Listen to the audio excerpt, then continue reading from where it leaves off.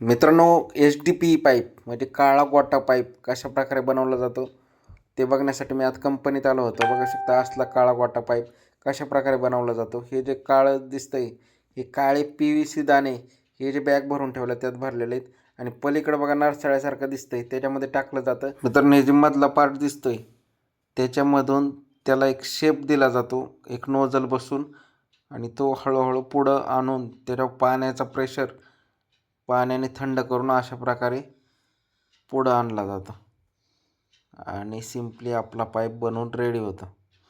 बघू शकता सिंपल आहे टेक्निक, फक्त त्याला ते प्रॉपर मशिनरीज लागते. पाईपचा डायमीटर ज्याच्या आतमध्ये जे नोजल असतं त्याच्यावर ठरतं.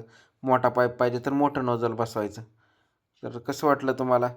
मला तर इथं येऊन एक वेगळी काहीतरी माहिती मिळाली. कशा प्रकारे पाईप बनवतात हे समजलं. ह्याच्या गोटा पाईप पण इथं बनवला जातो आणि इथं PVC पाईप पण बनवला जातो. बघू शकता गेज पण त्याच्यावर ठरवलं जातं, जे नोजल असतं त्याच्यावर.